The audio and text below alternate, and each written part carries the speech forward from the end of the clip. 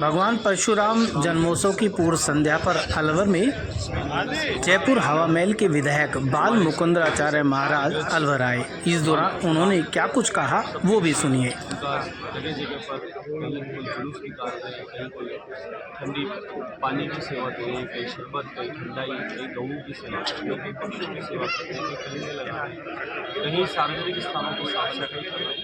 इसको सेवा सप्ताह के रूप में मना रहे हैं, परशुराम जन्मोत्सव के रूप में मना रहे हैं और उनके हमारे ऋषियों के दिए उपदेशों को, उनके लिखे हुए ग्रंथों को उनको अध्ययन कराने के लिए ज़्यादा से ज़्यादा विचार प्रसार करते हैं, क्योंकि ब्राह्मण समाज ऋषि परंपरा सर्व समाज के लिए होती है और सर्व समाज का हित करने का काम ब्राह्मण समाज का जिम्मा होता है। इस काम को ब्राह्मण समाज सही है सर्व समाज के उत्थान के लिए सब मिलकर कर रहा काम करें।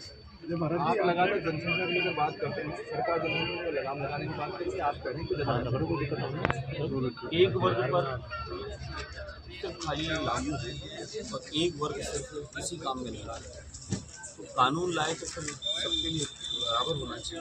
तो मांग करते हैं ना, अच्छा है कानून बने सबके लिए बराबर। एक वर्ग को छूट है, हम नहीं कह रहे कि बहुत बड़ा हो, लेकिन कम से कम ये नई पीढ़ी में आजकल ये विचारधारा बन गई है कि हम दो हमारा एक। और बहुत सारी पीढ़ी नई पीढ़ी को बहुत सारे ऐसे बच्चे मिलते हैं जो चाहते ही नहीं संतान हो, तो ये तो ठीक नहीं है ना। परंपरा कैसे चलेगी और देश की वृद्धि कैसे चलेगी।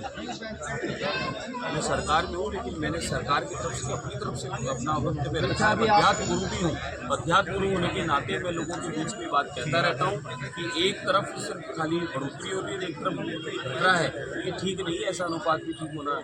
और फिर नई पीढ़ी के स्वभाव में ये क्यों ऐसा आता जा रहा है कि संतान नहीं करनी कि नहीं करनी है। नई पीढ़ी को कम से कम 2 संतान को नहीं चाहे तो नहीं मैं उस पर मुद्दाबाद और आतंकवाद मुद्दाबाद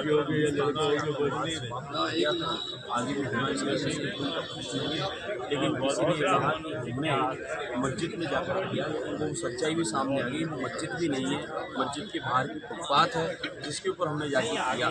जब मंदिर पे किया, गुरुद्वारे पे किया, तो मस्जिद पे करने में दर्द क्यों हुआ। तो ये समझ में आता है कौन हिंदुस्तान के साथ है, कौन आतंकवाद के साथ है।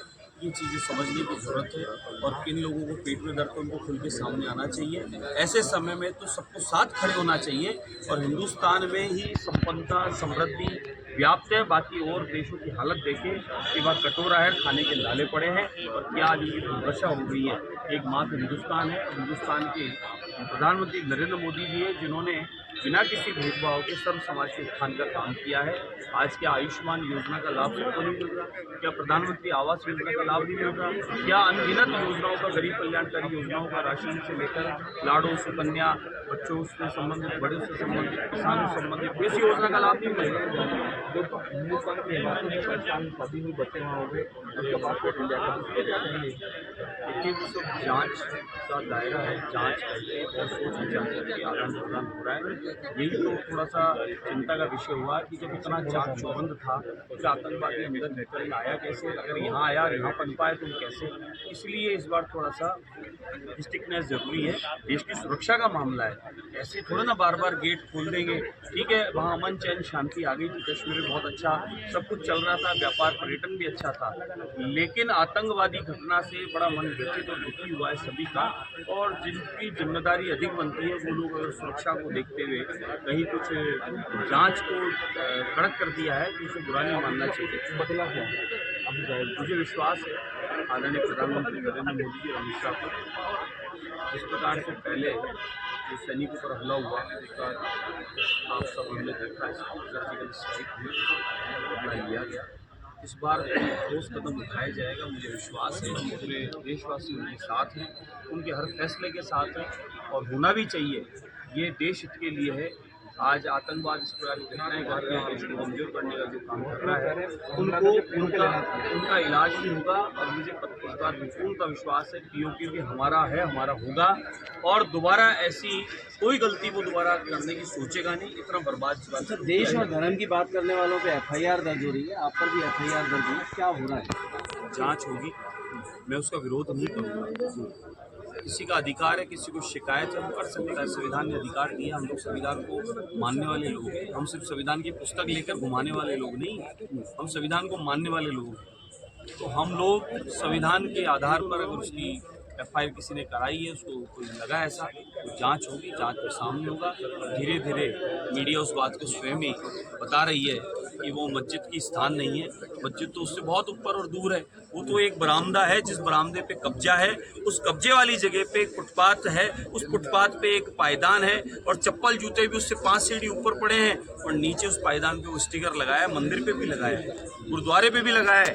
और पाकिस्तान मुर्दाबाद, आतंकवाद मुर्दाबाद, इसको कहने से किसके पेट में दर्द है, मैं तो चाहता हूँ वो सामने आवे और वो बतावे कि हमें तकलीफ है इस बात की।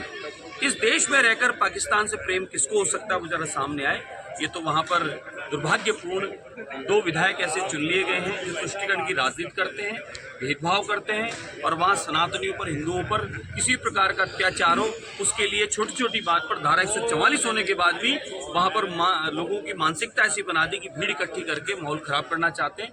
लेकिन अभी देश हित में सबको, समाज को एक रहना चाहिए, क्या हिंदू क्या मुस्लिम। आतंकवाद के खिलाफ खड़ा होना चाहिए, आतंकवाद पाकिस्तान का सफाया हो उसके लिए आवाज़ उठानी चाहिए, न कि आपस में किसी बात को उलझकर और देश में माहौल खराब करना। कांग्रेस के राष्ट्रीय अध्यक्ष ने कहा कि मोदी का 56 इंच का किया।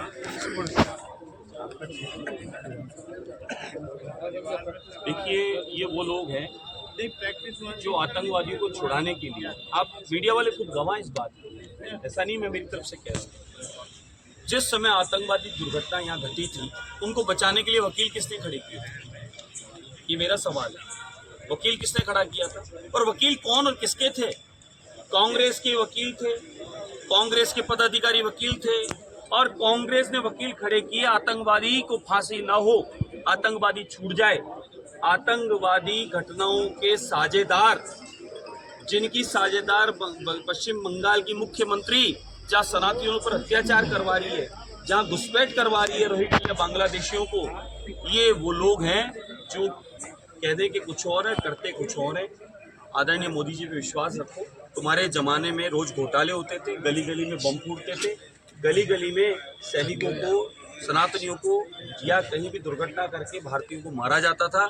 मोदी जी के आने के बाद में 2 घटनाएं हैं, एक तो ये और एक पिछले उरी वाली। उसके अलावा कोई घटना हुई हो तो बता दो।